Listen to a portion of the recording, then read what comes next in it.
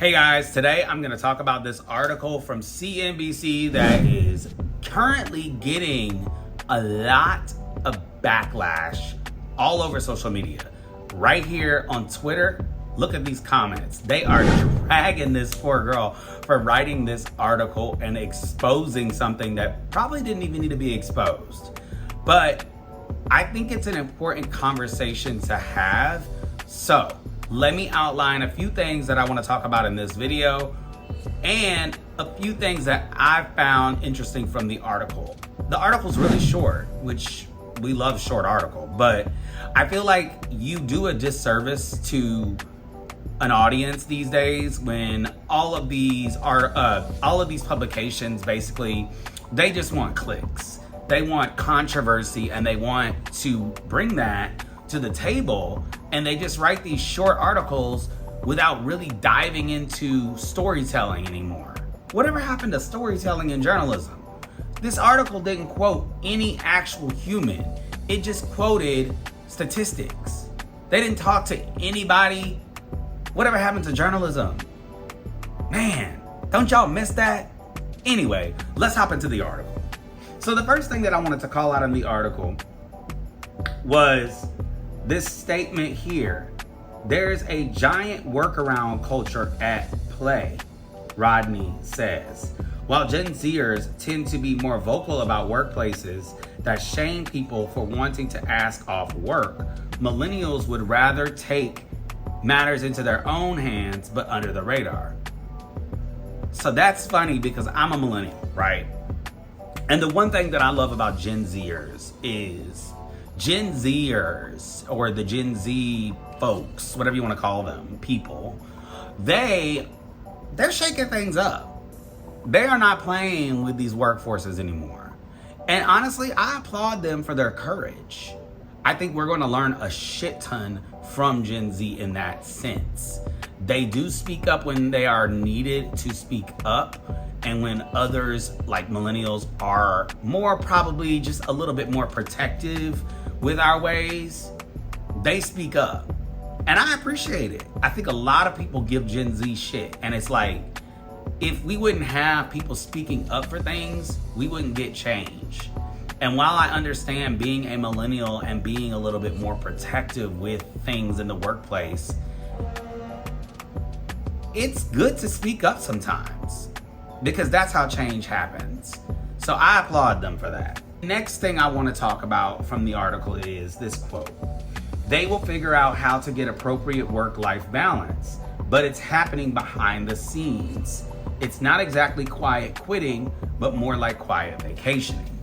So the article is basically saying that like millennials are all about, actually the work-life balance, but we're not gonna like throw it in your face or complain about it. We're gonna do it like secretly.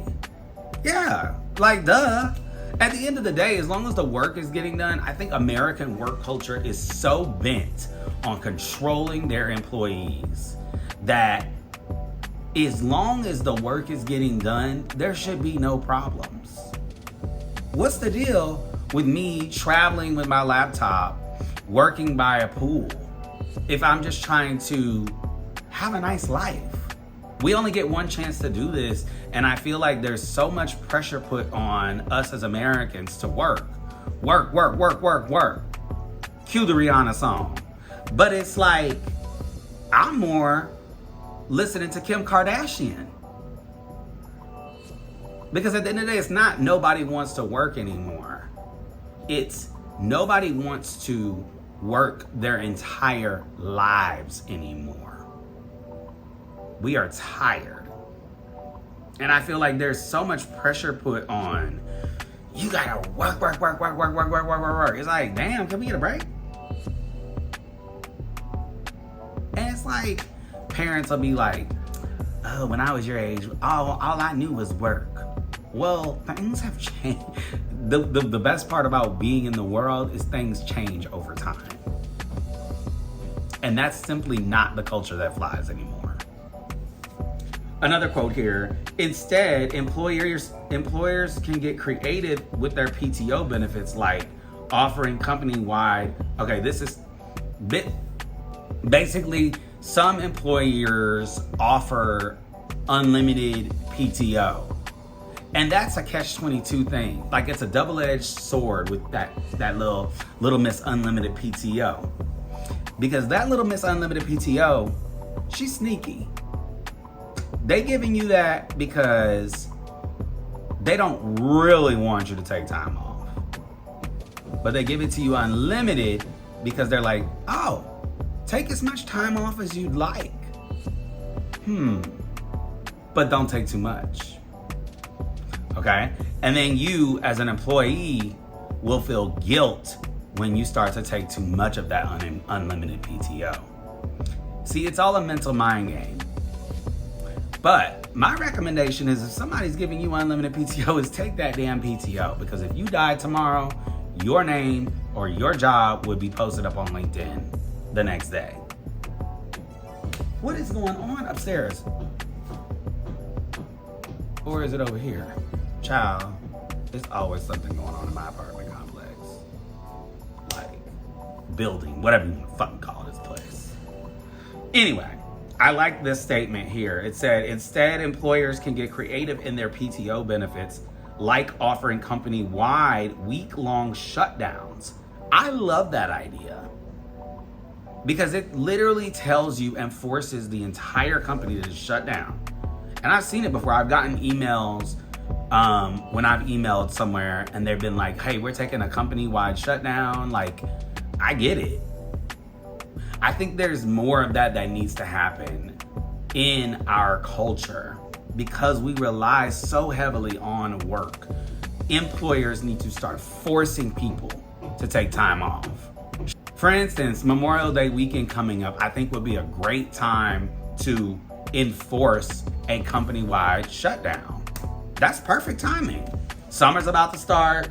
You're energizing your team to get excited for the summer because summer is a little bit of a lull. So let's energize our team to be more productive over the summer by incentivizing them with some time off before the summer starts. Okay, the article goes on to say, more broadly, many Americans from the Harris Poll survey say the U.S. should adopt laws common in Europe that enforce boundaries on working hours versus personal time, like extended vacation policies. Think a month off in August, longer lunch breaks, work weeks shorter than 40 hours, and regulations that protect slower response time outside of work hours. Now listen, I love this because here's the thing. I'm a big fan of, like I've already said in this video, if you can get the work done, it doesn't matter how long you need, you should be able to be done with your work when the work is done. So say for instance, you only need to work 4 days a week, that shouldn't be a problem. 3 days a week, whatever.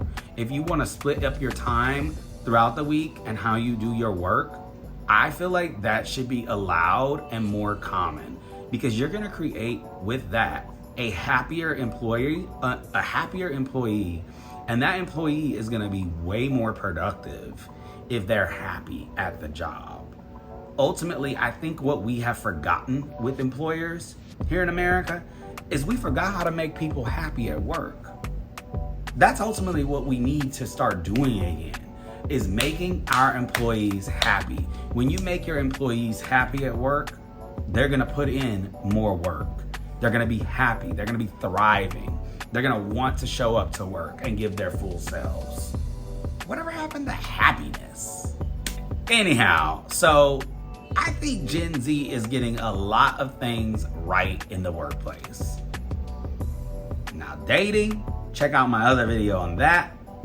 Not so sure about that one.